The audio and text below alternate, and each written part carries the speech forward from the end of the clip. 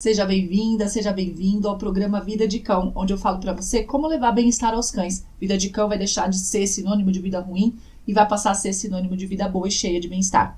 Eu sou a Alessandra Caprara e hoje eu vou falar sobre mordida de filhote. Vou falar também como que a gente previne essa mordida de filhote. Eu gosto muito de trabalhar na prevenção, porque quando a gente evita um problema, poxa, todo mundo sai ganhando. E para eu começar a falar sobre isso, eu vou partir da idade de filhote de um cachorro. E eu vou falar especificamente, porque assim, o cão ele deixa de ser filhote quando ele entra na maturidade reprodutiva, ele passa a ser um jovem. Então ali até os 8 meses ele é um filhotão, né? Ele é um filhote, dos 2 até os 8 meses. Eu vou falar do período, mais ou menos dos 2 meses até os 6 meses de idade, tá? Porque é o momento em que o cachorro tem o maior número de mudanças dentro da vida dele, tanto de questões morfológicas quanto fisiológicas e de comportamento também. Então é um período extremamente rico de desenvolvimento do cachorro das 6 semanas mais ou menos até os 6 meses de idade. E para falar de desenvolvimento a gente precisa pegar um cão, uma raça específica, porque gente, não dá pra gente falar assim, os cães, né? Às vezes dá, mas é muito variável. Até tem alguns cientistas que falam que é tanta diferença entre os cães que dá para dizer que eles são espécies diferentes, assim, de tanta diferença. É que as diferenças elas estão concentradas em alterações num pequeno número de genes, mas é muito diferente. Então, quando a gente fala de cães, é muito legal a gente estabelecer parâmetros. Então, eu vou falar de um cão de porte grande, que é o Golden Retriever. O que eu quero dizer é que nesse momento da vida do cachorro, existe uma explosão de desenvolvimento, como eu disse. Para você ter uma ideia, o filhote de Golden, das 6 semanas até os 6 meses de idade, ele tem um aumento de 528% no peso corporal dele. Ou seja, ele cresce 528%. Então, isso das 6 semanas até os 6 meses de idade. É uma explosão muito grande de desenvolvimento. Aí, dos 4 meses aos 6 meses, ele troca os dentes. E aí, desde que ele nasce, né, até 12, 14 semanas, a gente tem um período sensível, de riquezas muito grandes que acontecem, de alterações comportamentais, né, de importância comportamental muito grande nesse período até 14 semanas. 14 semanas que dá um pouco mais de 3 meses de idade. Então, o que a gente tem? A gente tem que o cachorro, do ponto de vista comportamental, nesse período, ele vai ter o período sensível. Então, já quando ele nasce, ele precisa estar com a mãe, né? Esse é o primeiro ponto. Ele precisa estar com a mãe para aprender, primeiro para ser cuidado, né? Para ter o desenvolvimento ali do eixo hipotálamo, hipófise adrenal. E porque é nesse momento que ele vai regular o funcionamento desse eixo, tá certo? Desde a barriga da mãe. E depois que ele nasce também, ele vai regulando de acordo com o ambiente. Não é só em termos genéticos, não. O ambiente ele vai regular o funcionamento do eixo, que é importante do ponto de vista da reatividade do animal, do quanto ele vai ficar estressado, do quanto ele vai ser neofóbico e tudo. Então, o eixo hipotálamo hipófise adrenal, ele é importante nessa regulação.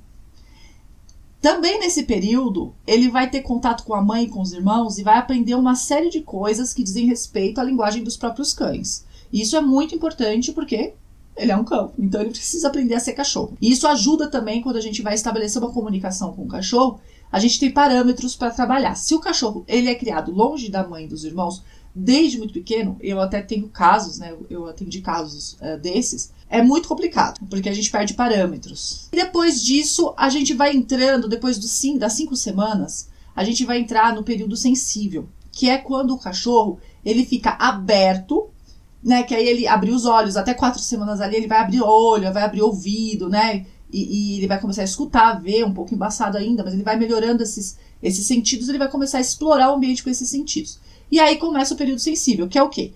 Quando os estímulos que ele recebe nesse período vão ser aqueles que ele vai considerar parte dele e da vida social dele, até ele morrer. Não que seja extremamente fixo, mas que é nesse momento que a gente tem a oportunidade de apresentar a sociedade humana para o cachorro.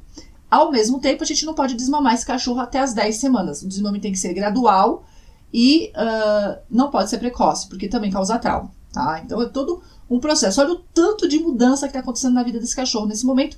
E ele nem chegou na casa do tutor. Quando ele vai ali fazer, né, as pessoas têm a cultura de adotar o cachorro ou até entregar o cachorro com 45 dias. O que não está correto, tá? A entrega do cachorro deve ser feita ali por volta dos 60 dias para evitar qualquer ruptura abrupta, né, da ligação entre a mãe, os irmãos, o ninho. Isso foi comprovado já por estudos, né? Animais que são retirados antes dos 60 dias, eles sofrem mais de problemas de comportamento do que os animais tirados de 60 dias adiante, mas não pode ir muito adiante de 60 dias, senão o cachorro ele não é sensibilizado pela presença humana. Aí ele vai virar um cachorro que só conviveu com cães, né? Que teve uma quantidade de estímulos sociais humanos pequena, e ele vai ter dificuldade com coisas novas que dizem respeito à sociedade humana. Então, não é legal também. Mas 60 dias ali é o período ótimo, porque quando ele tiver ali 60 dias, ele tá perto daquelas 10 semanas que eu falei, né? Que 10 semanas dá um pouco mais que 2 meses. Ele já tá no processo de desmame natural e já tá pronto para sair. Ao mesmo tempo, ele ainda tá no período correto para ser apresentado para os estímulos do ambiente social humano. Então, assim, dando uma passada rapidinho em tudo que tem importância no desenvolvimento do cão nesse período extremamente rico e assim, de acúmulo de coisas acontecendo ali dentro pra gente entender o contexto. É muito importante, quando a gente fala de mordida, que a gente entenda o contexto. Na verdade, é importante entender o contexto em qualquer situação, porque se você não entende o contexto, você perde um elemento fundamental para a solução do problema, para achar uma solução viável e eficaz.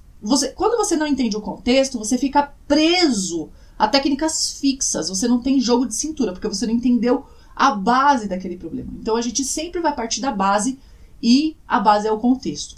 Então a gente está entendendo aqui a bomba que é essa fase do cão aí das 6 semanas até os 6 meses de idade, né? Aí ele cresceu lá, tal, tem que sociabilizar, isso não é um outro assunto, tem que falar em outro momento, mas o que é importante dizer é que nesse período, né, de desenvolvimento do cão, de filhote, quanto mais cedo o cão apresentar certos padrões de comportamento, principalmente ligados à caça, mais frequente vai ser aquele comportamento quando ele for adulto. O lobo, ele tem o padrão de caça completo. Ele espreita a caça, ele persegue, depois ele vai aprender com o dente, ele vai dissecar, ele vai até comer, né? Então, o padrão de caça, ele termina no animal dissecando e comendo a presa, certo? Desde a hora que ele acha a presa até a hora que ele come a presa. Aí teve a domesticação e aí você tem o cão perdendo uma parte desse drive, desse padrão de comportamento. Porque, gente, é uma informação assim numérica, mas só para vocês terem ideia, quando o cão foi domesticado, ele perdeu em torno de 5% da variabilidade genética dele. Não da variabilidade, das características genéticas do lobo. O lobo perdeu 5%. Então, do lobo pro cão teve uma perda de 5% ali, em geral, né? Da carga genética. Quando você fala de raça, então do lobo para as raças específicas, você tem uma perda de até 35% dessa carga genética lupina dentro do cão. Tem 35% a menos ali. Então, quando você tem o cão ali desempenhando só uma parte do drive, você tem ali a mão humana trabalhando, tá? Então, um cão de caça, ele não disseca. Ele vai até apreender a presa, se ele é de busca, né? Ele apreende a presa, ele traz a presa. Um cão, Aí eu confundi, né? Eu misturei busca com caça, enfim. Mas ele não vai desenvolver o processo inteiro, senão ele come a presa, né? E aí ele come a caça, e não é o caso, né? Então, na verdade, você não treina o cachorro a não comer a caça. Você pega um cachorro e você seleciona aqueles que desenvolvem todo o padrão, menos comer a caça já de filhote. Então, é nesse período que o treinador, o criador, na verdade, não é o treinador, o criador vai perceber se o cachorro é bom ou não para aquela atividade. Porque não adianta você treinar. Não é treinável, porque é instintivo. Você vai lá pro cão de pastoreio. O cão de pastoreio, ele só espreita e persegue. Alguns até têm a mordida, né? Uma mordida falha. Mas a maioria dos cães de pastoreio, ele só persegue. Então ele tem uma parte daquele drive. E aí, quando que o criador percebe? É nessa fase até os 6 meses de idade. Na verdade, quanto mais precoce. Por exemplo, o pastor alemão, ele apresenta a mordida de captura às 29 semanas e meia. Entende o que eu estou dizendo? Então, quanto mais precoce aparece o comportamento, maior a chance dele ser frequente na idade adulta. Por que eu estou falando isso? Porque é nesse momento que eu vou entender qual é a disposição daquele cachorro. Porque quando a gente fala de cão de raça, a gente já, né, quando tem qualidade e tal, e quando é de trabalho, principalmente, tá? Quando é de companhia, não tem tanto esse parâmetro não, tá? Comportamental. Quando é de trabalho, a gente olha e fala assim, bom, esse criador, ele é um bom criador de cão, de pastor lá, maremano italiano lá. E aí eu sei que aquele cachorro, ele vai ser um bom cão de guarda. Ou seja, ele não tem drive de perseguir, ele não tem drive de nada. Ele não apresenta mordida, ele não apresenta nada nessa primeira fase. Ele vai apresentar tardiamente, ou seja, não vai ser frequente na idade adulta. Se o cão que eu tô criando apresenta precocemente, ele não serve para ser um cão de guarda, dá para entender? Então, é nesse momento que eu identifico, e é por isso que eu sou totalmente adepta e eu defendo a importância dos testes, né? Porque aí as pessoas falam assim, mas o teste, ele é falho e tal. Eu concordo, eles são falhos em interpretação, eles são falhos em técnicas, mas se a gente vai sem teste, a gente vai no escuro. A gente não tem nenhum parâmetro. Se a gente faz um teste, eu já fiz teste, eu já apliquei teste. Quando você aplica um teste, você percebe coisas ali que te dizem muito sobre o cachorro, se você faz corretamente. Mesmo que não te dê certezas de nada, eu acho assim, se a gente parte de um teste mesmo que falhe e vai adaptando, porque esses testes são usados, inclusive, né, para outros cães, para cães de trabalho, eles são usados, então não são tão falhos assim. E testes para adulto, testes para filhote, então eu sou totalmente adepta aos testes nessa fase, para que a gente entenda qual é a disposição daquele cachorro. Algumas características. Por quê? Porque aí a gente vai associar a humanos com temperamentos condizentes com aquele cachorro. E a gente tá falando de mordida, olha só o contexto, tá? É para entender, de novo, puxando pro assunto, né? Para entender essa fase de filhote e tudo aquilo, todas as informações que nós temos para trabalhar para prevenir, porque a gente vai falar de prevenção, claro. O que mais nós temos nessa fase? Nessa fase de tanto aprendizado, a gente tem também um boom da capacidade de aprender. E o desenvolvimento cognitivo nessa idade do cachorro, ele é muito, muito grande. Mas, eu tô falando aqui de potência de aprendizado. Se o cachorro não é ensinado nada, ele não aprende nada. Quer dizer, nada não, né? O cachorro sempre vai aprender alguma coisa, sempre.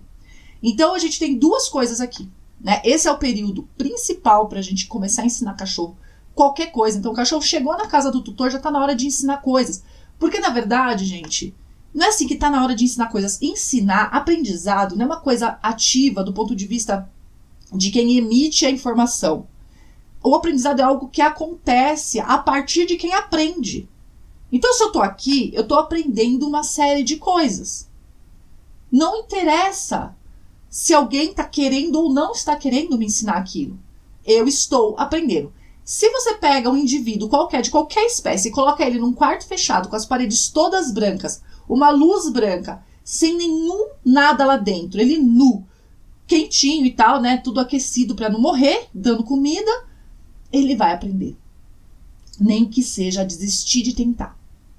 Vamos supor que seja intransponível aquelas paredes. Ele vai aprender a desistir de tentar. Então, o aprendizado, ele está sempre acontecendo. Agora, cabe ao ser humano entender como acontece esse aprendizado em relação ao cachorro para usar essa fase de forma inteligente e conseguir resultados que não causem problemas depois, porque a gente está falando de prevenção. De novo, eu vou falar várias vezes, a gente está falando de prevenção.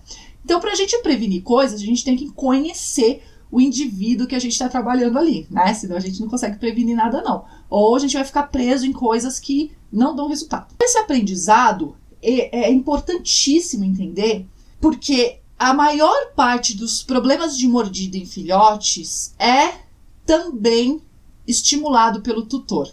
O profissional que trabalha com cães precisa ter a clareza disso para orientar muito bem os seus clientes. E é também nesse período que o cachorro, ele começa a brincar. E nas brincadeiras com os irmãos, né, na ninhada, desde que ele abre os olhos, ele já começa no processo de brincar. E essa brincadeira, ela traz aprendizados para o cachorro. E ela se estende pela vida fora, porque o cão, ele tem essa capacidade de se manter brincando. A função da brincadeira para o cachorro, ela é grande, assim, né? Porque quando o animal de vida livre, ele brinca menos, porque sobra menos tempo para brincar e não tem necessidade. A brincadeira, ela é uma forma, inclusive, de dissipar o estresse. Então, ela é uma ferramenta muito importante para o cachorro. E é importante que o tutor saiba manejar essa ferramenta. E direito, porque se você ensina o cachorro a brincar de uma certa forma, ele vai aprender. Porque a gente já falou que essa fase da vida do cachorro é muito importante do ponto de vista cognitivo, de aprendizado mesmo, tá? Então, e assim, não adianta você falar assim, mas eu brinquei uma vez só, ele já aprendeu. Aprende, gente. Porque sente prazer.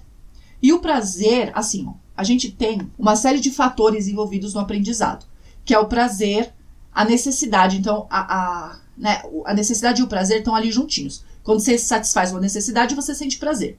Se você põe mais um prazer junto com o prazer da própria satisfação da necessidade, você está bombando a satisfação da necessidade. Ou seja, a capacidade de aprendizado vai multiplicar.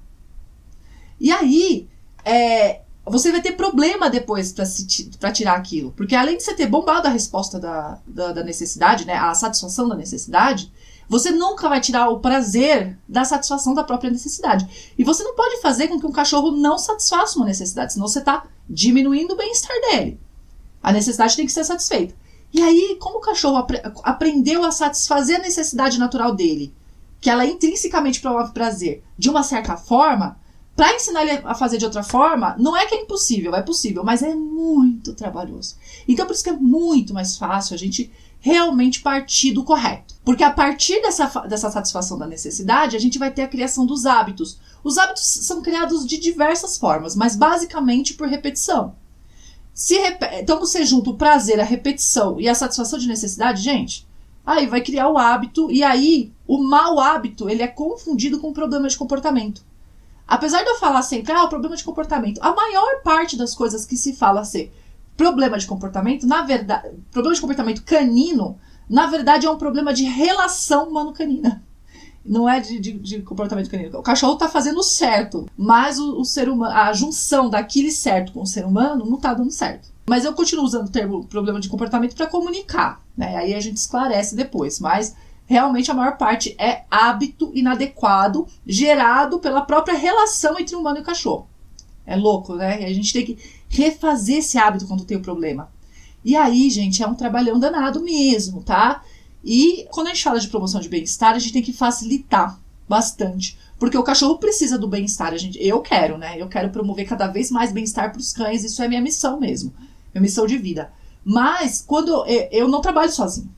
Eu preciso do tutor. O tutor, ele é o executor daquilo que eu sei e que eu sei passar para ele. Se ele não executa, se eu não sou capaz de dar uma atividade para ele executar de fato, eu não tenho resultado. E se eu não tenho resultado, eu não dei bem-estar pro cachorro.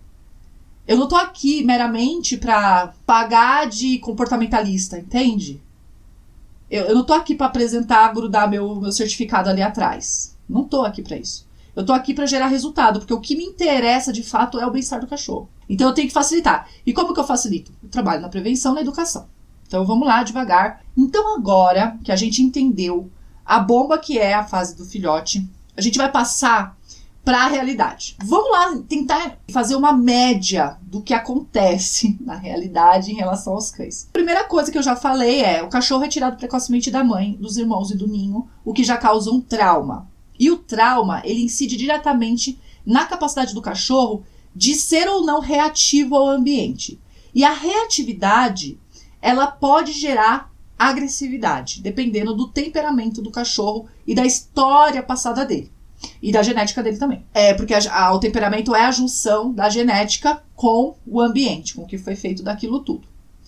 E aí, eu já tô criando um trauminha ali, certo? Que eu não sei o que vai acontecer dali pra frente se eu não faço um teste daquele cachorro. Além disso, eu tenho um animal ali que vai chegar na casa da pessoa pequenininho, indefeso, com aquele fiozinho que é o dentinho pequenininho, que até machuca, mas ele não tem, sabe, aquele cheirinho de leite. É uma coisa que cativa o ser humano, é pequeno, indefeso. E aí o ser humano vai usar as mãos, gente. O tato, para nós, é uma das principais formas de relação, e não é do cachorro. Se você olhar o lobo, que é de quem o cachorro descende, ele não tem o tato como principal forma de relação. Ele faz o grooming social ali, né? Aquela higiene social, um lambe o outro e tal, mas são coisas pontuais e que têm função, e não simplesmente um mero prazer, que é tocar. O que o cachorro faz é se cheirar, fazer marcas, é fazer sons. Então, a forma de lidar com aquilo é diferente. Mas, ao mesmo tempo, a gente tem um animal que é voltado para o ser humano. Então, ele vai querer agradar o ser humano, porque ele é apegado ao ser humano. Então, ele tem o vínculo, ele quer agradar. E aí, a gente já começa com um problema ali. O ser humano vai lá e mete a mão no cachorro. E é mão, mão, mão, mão. E o cachorro, não que ele vá reagir mordendo porque ele quer que afasta, não. Ele tá numa época de interação, de brincar, lembra? Então essa fase brinca, brinca, brinca. Ele vai brincar. E como que cachorro brinca? Ele morde. É a boca que ele usa pra brincar.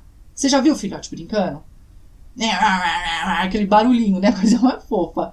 E aí ele vai continuar fazendo isso com a sua mão, porque é o que tá tocando nele. O cachorro chega pequenininho, né? Ele chega pequenininho. E aí quando ele cresce, ele vira um monstrinho, a pessoa não gosta mais dele. É a mesma coisa, o Gizmo e o Gremlin. Então ele chega o Gizmo e sai o Gremlin, por causa do processo mesmo. Porque quem maneja não sabe manejar. Não podia molhar o Gizmo e foi lá e molhou, entende? Não pode fazer XYZ com o filhote. E vai lá e faz, e aí tem o resultado de Gremlin. E não é legal. O cachorro, veja, a gente tem outra informação que é importante. Ele é mais propenso à relação com o humano do que com outro cachorro. Mesmo cães que são criados apenas com cães, né, que a gente falou da sociabilização, você consegue, o que você não consegue com lobo, viu? Não consegue de jeito nenhum. Você consegue pegar esse cachorro que foi criado só com cachorro, aproximar ele de um ser humano. Fazer com que ele queira a interação com o ser humano. Porque isso tem a ver com o processo de domesticação. A potência da relação humano-canina é muito grande. A importância que o ser humano tem para o cachorro é muito grande. Então, é muito fácil que o cachorro... Lembra que eu falei do hábito ser da necessidade natural, mais o prazer da necessidade natural mesmo, e mais o prazer? Então, assim, a atenção do humano para o cachorro é uma bomba de prazer, de satisfação. Por quê? Né? Satisfaz a necessidade natural e ainda, por cima, é o prazer de ser um humano. Então, é uma bomba, gente, uma bomba, tá? É uma coisa muito, muito importante ali. Se você tá dando atenção pro cachorro, causando prazer nele, tocando nele, deixando que ele morda a sua mão, você vai ensinar uma coisa pra ele. Brincar com a tua mão mordendo é legal e permitido. Você precisa entender, para explicar pro seu cliente, é assim que eu falo pro cliente, tá? Por isso que eu falo dessa forma, porque é assim que eu falo com o cliente. Precisa educar o cliente para essas coisas também. Não é só ir lá e falar assim, faz isso, faz aquilo, porque aí aquilo não sedimenta e não acontece. A pessoa não vai conseguir repetir o suficiente para virar um novo hábito. E aí ela vai voltar a fazer o que ela fazia antes. A pessoa que trabalha com comportamento, ela não é só um executor de técnicas. Ele é uma pessoa voltada para resultados. E para a gente ter resultado, a gente tem que se comunicar com o ser humano. E para a gente se comunicar com o ser humano, a gente tem que ter algumas habilidades de comunicação. E uma delas é saber escutar para poder dar para a pessoa ferramentas para ela realmente pôr em prática aquilo que nós estamos falando que é importante para o cachorro. E uma das ferramentas é o conhecimento. Se a pessoa entende por que ela tem que fazer aquilo, ela vai fazer. É muito maior a chance do que se ela for mandada fazer uma coisa que ela não está entendendo o contexto. Esse cachorro, ele vai trocar os dentes. Ele sente coceira na gengiva, aí depois ele sente dor na hora que o dentinho cai. Não é assim, ai que dor, mas são sensações ali daquele período. E são muitos dentes que caem ao mesmo tempo, assim. Às vezes o cachorro toda semana perde um dentinho, né? Diferente do ser humano. O ser humano, ele vai perdendo os dentes ao longo do tempo, de bastante tempo. O cão não. Em 2 meses ele trocou toda a dentição dele.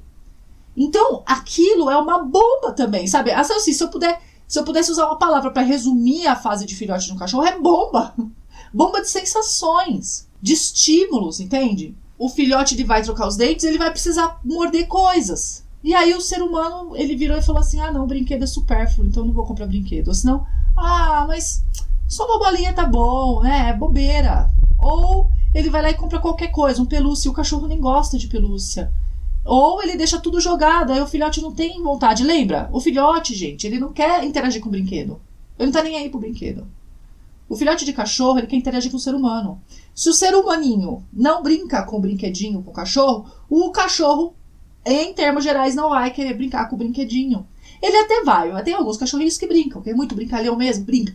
Mas não é a importância que o brinquedo tem que ter pro cachorro. Ele vai continuar voltado pro ser humano e vai ignorar o brinquedo quando ele deveria dar importância pro brinquedo. Por exemplo, morder. Tem essa fase da dentição, que é importante, no aparecimento da mordida do cachorro, que ele vai começar a morder não só o ser humaninho que cuida dele, mas também as coisas do ser humaninho. E isso é uma fase crítica para rompimento de relação humano-canina. E a gente tem que ter muita atenção a isso, porque nosso papel também é identificar os pontos críticos e trabalhar neles. E esse é um ponto crítico, né? É uma fase difícil para o cachorro, que se não souber manejar, a pessoa acaba irritada, porque é uma perda financeira grande, né? Gera um atrito ali, dependendo do que o cachorro destrói, é uma perda grande. E o risco pro cachorro também, né? O filhote corre riscos. Se ele morde um fio, desencapa um fio, tá na tomada, né? A gente tem que explicar pro tutor procedimentos de segurança pro filhote e de paz para ele também, né? Para ter prazer na relação.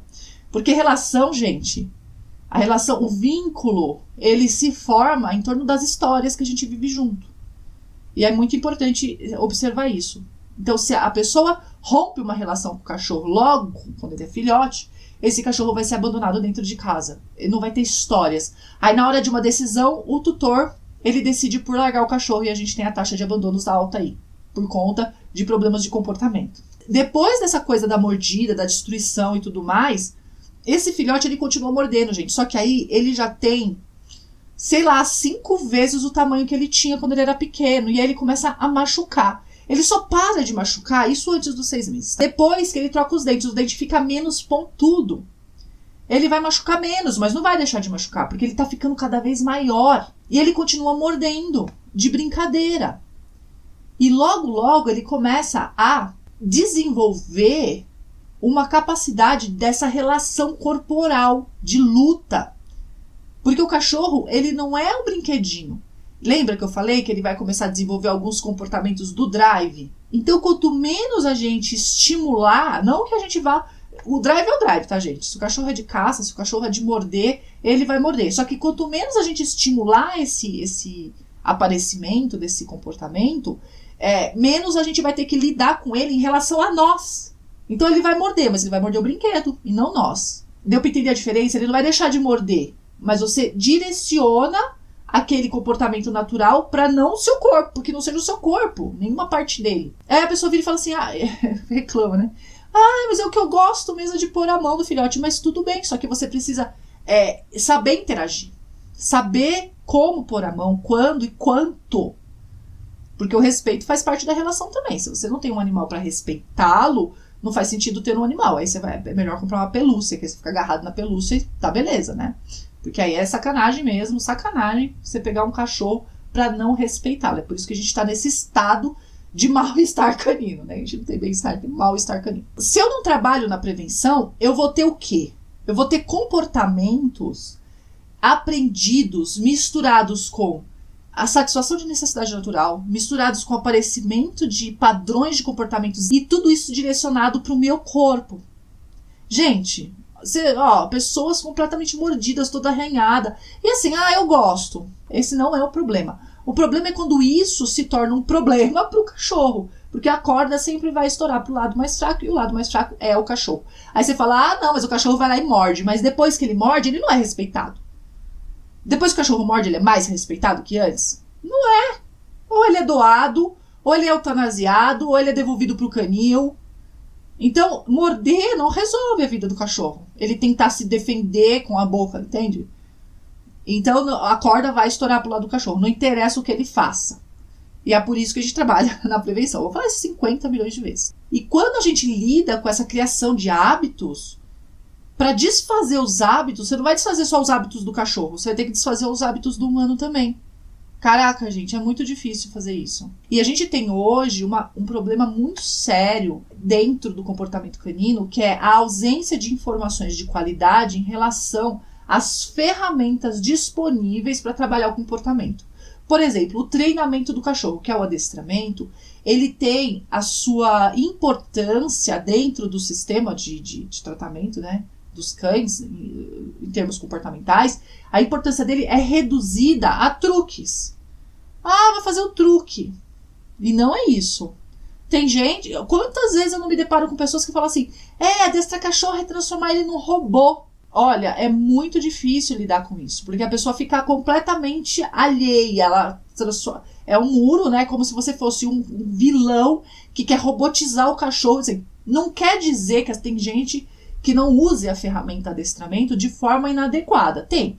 Porque é aquilo. Toda ferramenta poderosa, ela pode ser usada de qualquer forma. Ela não é boa nem ruim.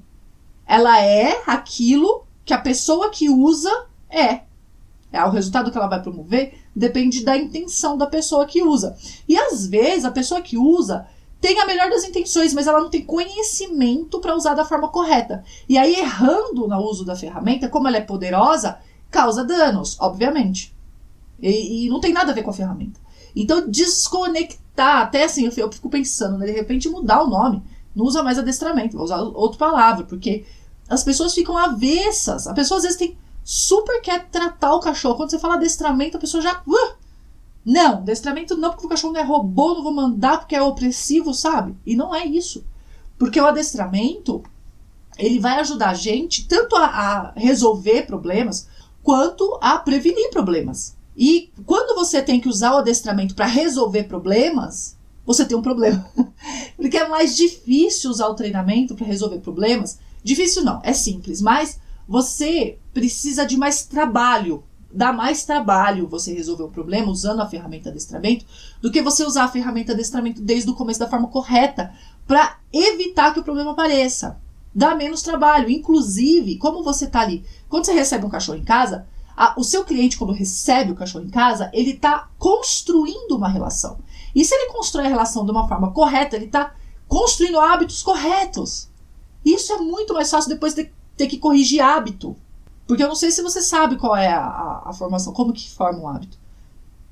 Não é o assunto do vídeo, mas assim, um hábito quando ele é formado, ele é jogado no automático. E aí, depois para você tirar ele do automático e rever aquele hábito, é um gasto energético enorme. E se a pessoa não tem muita determinação, ela desiste. Então, o treinamento, ele é muito importante. Não só o treinamento, como a associação positiva, o uso dos petiscos, dos reforçadores de comportamento. É muito importante nesse processo. Porque, lembra, o cachorro está aprendendo. A sua atenção, a atenção do cliente é importante para o cachorro? É muito importante. Lembra, o cachorro é a coisa mais importante que tem para o cachorro, é a atenção humana. Mais importante do que a atenção dos seus próprios pares, né, de outros cães ou de outras espécies animais. Se você usa um reforçador além da sua atenção, você está ajudando o cachorro também a sentir prazer com outras coisas. Você está enriquecendo a vida dele. Enriquecimento é uma palavra-chave no bem-estar canino, no estabelecimento do bem-estar canino. Tá? Enriquecer as sensações, os estímulos.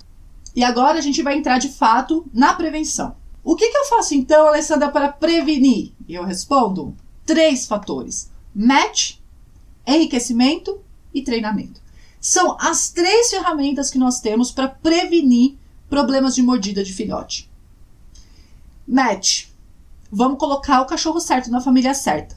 Porque se esse cão tem um drive de mordida, se esse cão, né, e a família não é assertiva, se a família ela quer um cachorro para ficar na cama e tudo, ela não pode ter um cachorro assertivo em casa de jeito nenhum, porque isso não vai dar certo. Esse cachorro ele vai ter o drive de morder, né, de usar a boca, e essa família não vai saber manejar esse cachorro. Então dá para saber isso quando é filhote. O match é importante para isso, para evitar as uniões que não dão certo entre humano e cão. Segundo ponto, enriquecimento. Falei que enriquecimento era uma palavra importante. Você precisa enriquecer a vida do animal desde que ele é um filhotinho. na sociabilização. Tem que dar para ele bastante estímulo. E os principais estímulos que você dá para o cachorro são brinquedos variados. Porque como a gente está falando de mordida, vamos falar de brinquedo. Você direcionar a mordida do cachorro para o brinquedo é das coisas mais importantes na prevenção da mordida do filhote.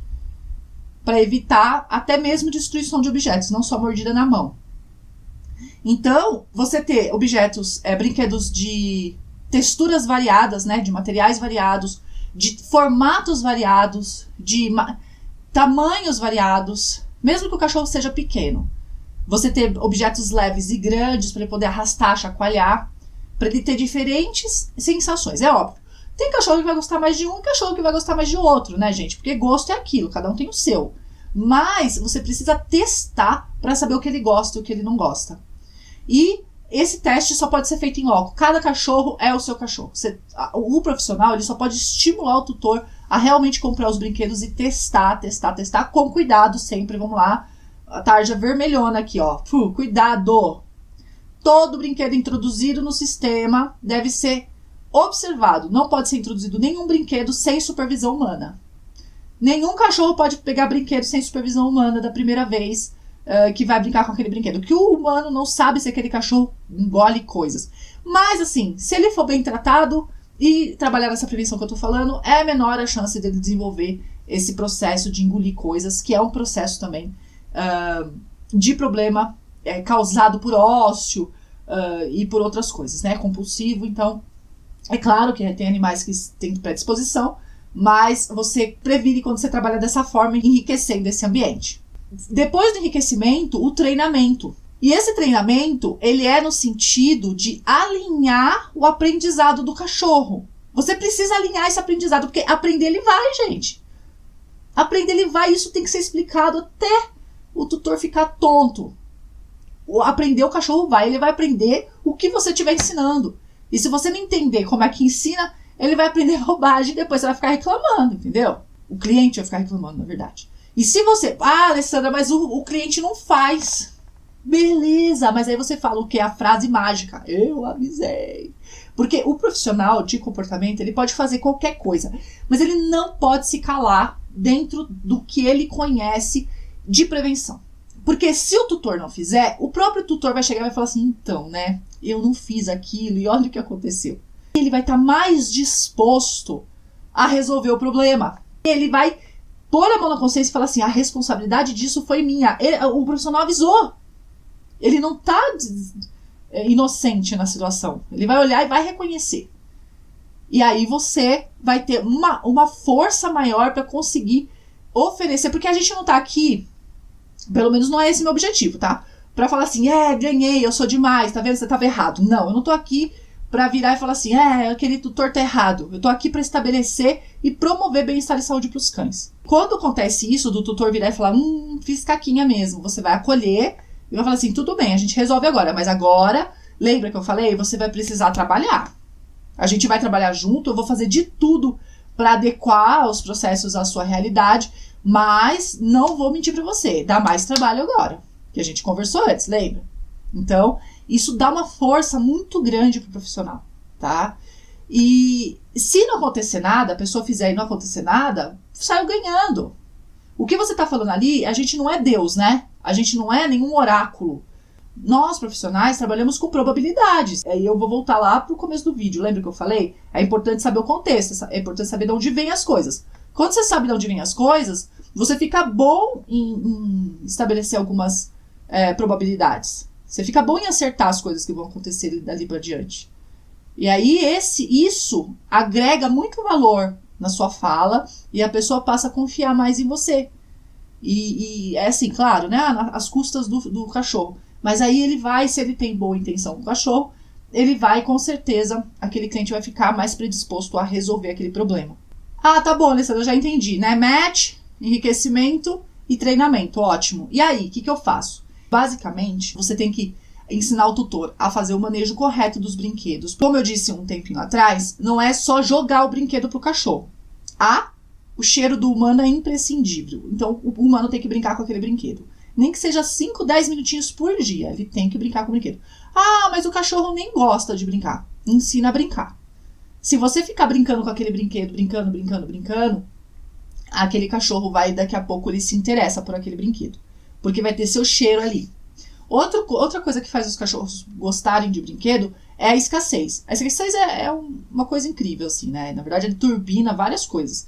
Então, a escassez vai fazer o cachorro querer. Então, você já brinca e guarda. Não deixa à disposição. Deixa alguns à disposição. Mas tem ali 2, 3 brinquedos que são bons, muito bons para usar. E aí, quando você tiver que sair, quando você tiver que fazer coisas muito importantes que o cachorro tem a possibilidade de sofrer, você usa esses brinquedos. E aí, quando o cachorro também tiver com coceira na gengiva, ao invés de morder sua mão, ele vai preferir morder aquele brinquedo, que ele é super importante e muito valioso pro cachorro e para você, porque ele representa uma união entre vocês dois. Lembra, o cachorro, ele se importa muito com os cheiros e tem um monte do seu cheiro ali. Outro ponto é que esses brinquedos devem ser lavados periodicamente. Então, qual é o manejo do brinquedo? Você separa em 2 grupos no mínimo, e vai fazendo rodízio semanal. Aí, quando guarda o que estava lá à disposição, lava e guarda. Lava, seca e guarda. Cuidado especial para as pelúcias, tá? Para não mofar dentro. E aí, você vai pôr outro conjunto de brinquedos ali. E toda semana vai trocar, porque sempre vai ter novidade. Se tiver mais conjuntos de brinquedo, pode trocar mais vezes na semana. Tudo vai depender da rapidez que aquele brinquedo seca. Outro ponto dos brinquedos não precisa ser muito. Precisa ser variado. Entende? Não adianta comprar 60 pelúcias. Não. Então é melhor comprar um de cada, acertando, né? Claro, faz os testes e tal, mas acertando o formato que gosta, o material que gosta, comprar um de cada. Ah, só gosta de pelúcia. Então compra vários formatos. Porque a pessoa fala, ele gosta de pelúcia, vai lá, compra um patinho, um ursinho, um cachorrinho, tudo mais ou menos igual. E não é assim, precisa variar. Certo? Porque a gente está aqui falando de enriquecimento. Enriquecer os estímulos. Tendo os brinquedos, você não vai usar a mão para tocar o cachorro, para brincar com o cachorro. Você vai usar o brinquedo. Você esfrega o brinquedo no cachorro, pelúcia principalmente. Você pega a pelúcia e esfrega no cachorro. Você não faria assim? Esfrega a pelucinha no cachorro, brinca, espreme o cachorro com a pelucinha. Pode fazer até umas brincadeiras mais... cachorro gosta, né? Vira e joga e tal, com cuidado para não machucar. Mas faz isso tudo com um brinquedo na sua mão e não com a sua mão. Porque ele vai morder. E se ele for morder, ele vai morder o brinquedo. É óbvio que isso vai funcionar mais se você já tiver brincado com ele com o brinquedo.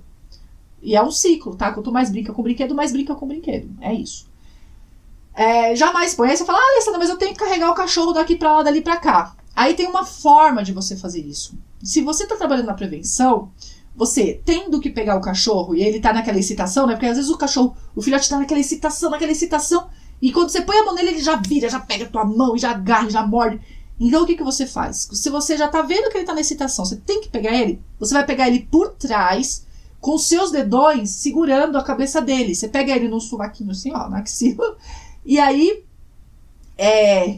você encaixa a sua mão na axila dele e põe os seus dedões assim no pescoço dele, como se fosse segurando assim, né? Eu não sei se eu tenho...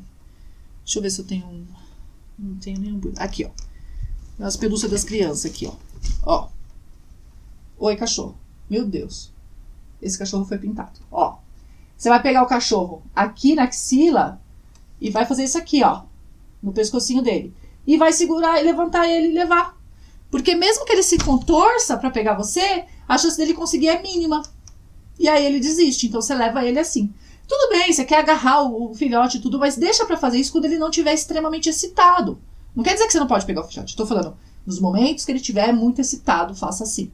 Quando você tiver a obrigação de pegar ele e levar para outro lugar. Se o filhote, Alessandra, fiz tudo, mas o filhote, pegou a minha mão. O que você faz? Levanta e sai. Levanta e sai. Você tem que tirar a sua mão dali, levantar e sair. Tem gente que fala, aperta a língua, aperta o céu da boca. Eu acho assim, se a gente está trabalhando na prevenção, não tem necessidade de colocar nenhum aversivo. Você frustra, e a frustração é a melhor punição que existe. É a punição negativa que a gente chama. A gente tira o estímulo prazeroso. Ele tem prazer em morder sua mão? Então você pega, tira a sua mão e sai. Vira as costas e sai. Tá? Isso é muito importante. Às vezes você fala, mas não adiantou nada, ele saiu correndo atrás de mim e continuou latindo e rosnando. Mas ao longo do tempo ele vai aprendendo que ele perde o que ele gosta quando ele faz isso. E aí isso é muito poderoso. E, gente, tem uma coisa que é o fato do cachorro estar lá com as coceiras nos dentes. O que dá pra aliviar é dar coisa gelada. Água gelada pra beber. Pro cachorro que ele come comida pastosa, né, que tem aqueles sachês, congela o sachê e dá pra ele ficar lambendo, chupando, mordendo o sorvete, a gente fala, faz sorvete de sachê. Para animal que come alimentação natural, a carne, você pode dar ela congelada pro cachorro, em uns pedaços, uns cubos maiores, para ele ficar ali roendo no calor, é claro, né? E se tiver muito frio, dá água gelada mesmo, e de vez em quando só, para não baixar aí a imunidade do cachorro, é que o corpo ele acaba desviando para produzir calor ali, e o cachorro fica, se ele tiver um pouco debilitado, ele já pode ficar doentinho. Mas o gelado é muito importante nesse processo aí de aliviar a dor da troca de dente, o incômodo, na verdade, né? Aquele incômodo da troca de dente. Gente, era isso. Falamos bastante aí, deu pra cobrir um monte de assunto aí sobre mordida de filhotes. Acho que agora você tá pronto pra convencer tutores e ensinar tutores a prevenir mordidas de filhotes. E se você é tutor, você tá pronto até para ensinar outros tutores a fazer o mesmo, porque a gente sabe que a informação também circula entre os tutores e é importante também que os tutores aprendam para ensinar os outros da forma correta, tá bom? A gente se vê no próximo episódio.